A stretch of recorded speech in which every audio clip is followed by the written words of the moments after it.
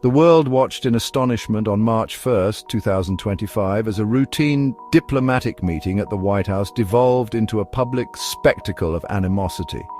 Former President Donald Trump, once again occupying the Oval Office, met with Ukrainian President Volodymyr Zelensky.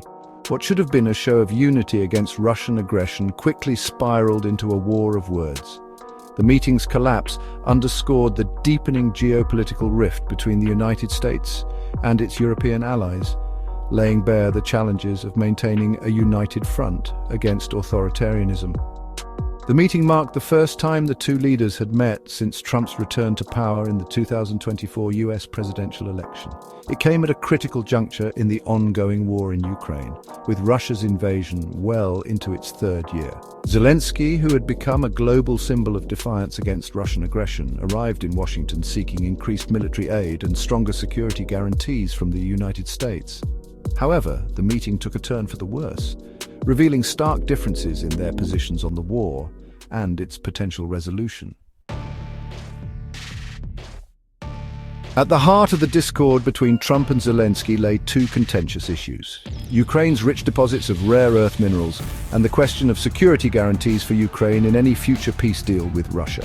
Trump, known for his transactional approach to foreign policy, reportedly pressured Zelensky to grant American companies preferential access to Ukraine's mineral wealth. He argued that such a deal would benefit both countries economically and strengthen their bilateral ties. Zelensky, however, resisted Trump's overtures, insisting that Ukraine's natural resources belong to its people and would not be leveraged for short-term political gains. He argued that any exploitation of Ukraine's mineral wealth should be done transparently and with the Ukrainian people's best interests at heart. This stance further aggravated Trump, who viewed Zelensky's defiance as a personal affront and a sign of disrespect.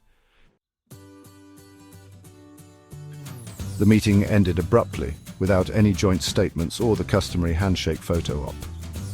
A planned joint press conference was also scrapped, signaling the severity of the rift.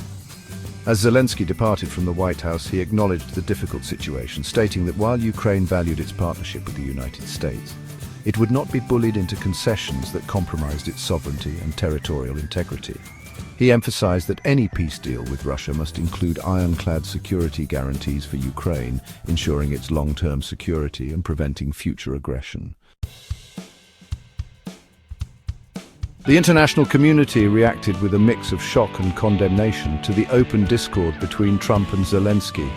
European leaders, already wary of Trump's return to the world stage, were quick to voice their support for Ukraine. British Prime Minister Keir Starmer, a vocal critic of Trump's policies, condemned Trump's behavior as reckless and irresponsible, emphasizing that it undermined international efforts to support Ukraine and contain Russian aggression.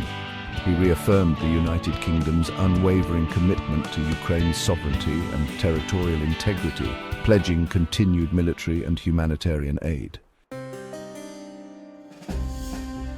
The clash between Trump and Zelensky went far beyond a bilateral dispute over minerals and security guarantees.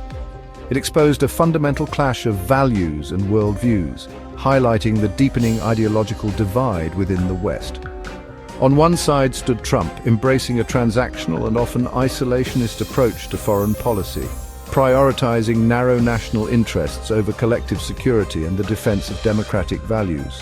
On the other side stood Zelensky and his European allies, advocating a rules-based international order, multilateral cooperation, and a firm stance against authoritarianism. The clash served as a stark reminder that the fight against authoritarianism is not confined to the battlefields of Ukraine, but is a global struggle that requires unwavering unity and resolve from democratic nations worldwide.